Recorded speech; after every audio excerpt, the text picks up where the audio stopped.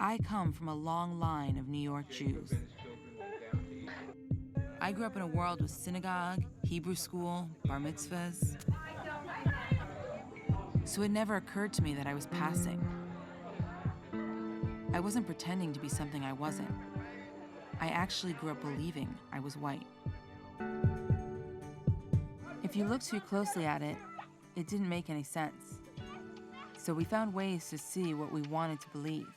You know, the fact is, like, whatever happened with you and Daddy, and that inability to talk about things, that is what I carry on. Nobody talked about everything because it was all secrets.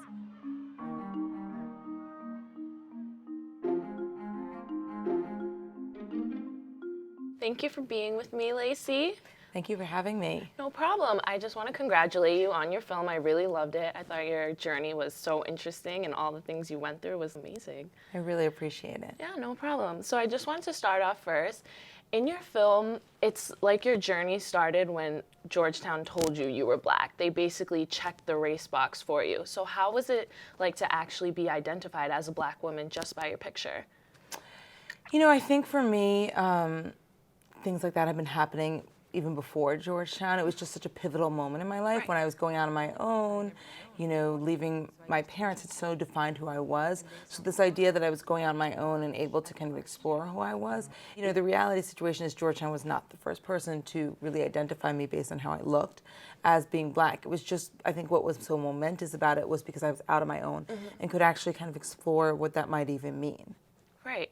So this all started when you were 18. This was a young age. You're just becoming an adult. In the film, so many of your family members said they felt like Rodney was your dad, but they never said anything to you. How do you think you would have reacted if, like, at a younger age, they brought it up?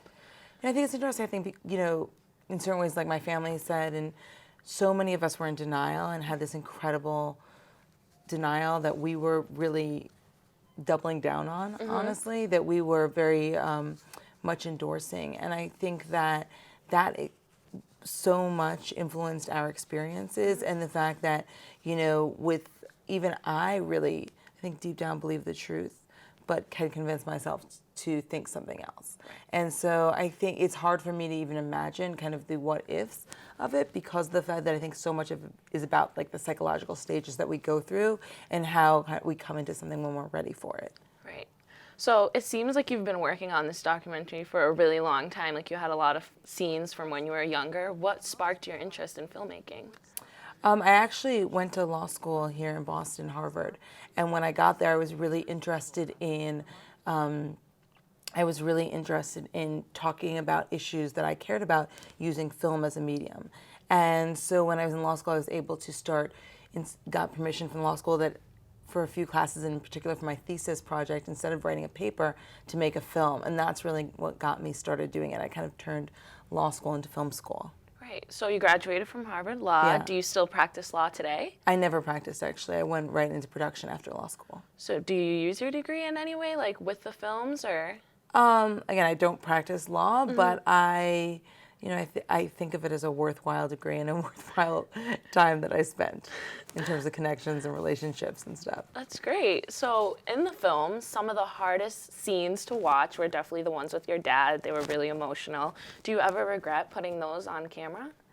I don't regret it. No, I don't. I mean, I think that, you know, personally, I think that the hard part of these kind of situations, and so many people who have family secrets, is that it's actually more of what it is in your head. Then the reality is hard and it's hard to go through, but it's incredibly important to go through it. And so what I was really trying to do with this film is show and model the power of process, the power of having these difficult conversations.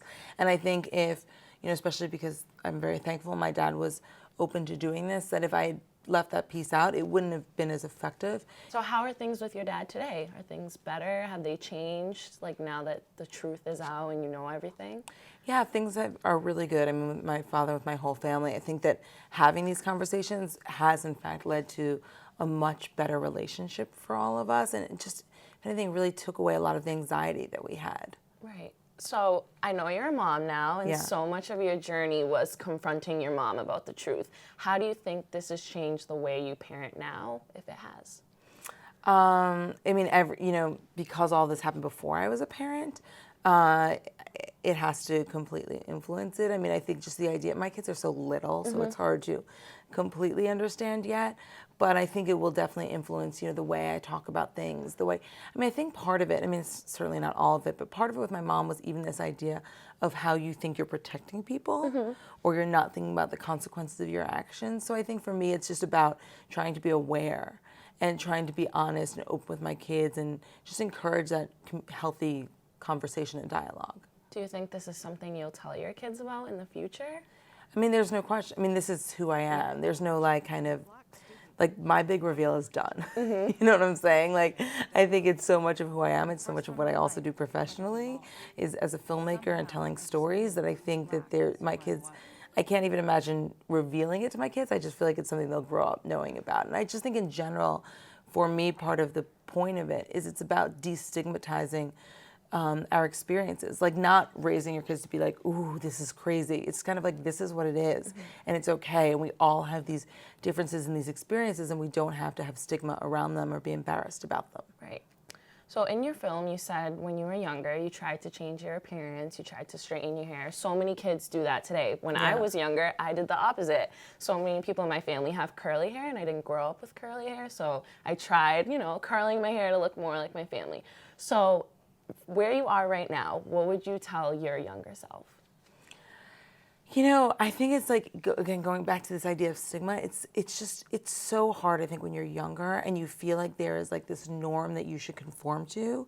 And I just did a class for fourth graders. I just spoke to a class of fourth graders, and it was really heartbreaking to see how many of them felt so insecure, and all of them felt like they were different. I was like, if you all feel like you're different, then who actually feels like what is normal here? If everybody's going through that experience, how do we get to a place where we can really support those differences and encourage people to think of them as positive things? So I don't know, it's more for me about kind of looking at the society, looking at the educational systems, looking at how we talk to our kids, than kind of what I would have done differently. Right. Well, I just want to thank you for coming again, and also congratulations on your film. I really loved it. Thank you. Thank you for having me. No problem.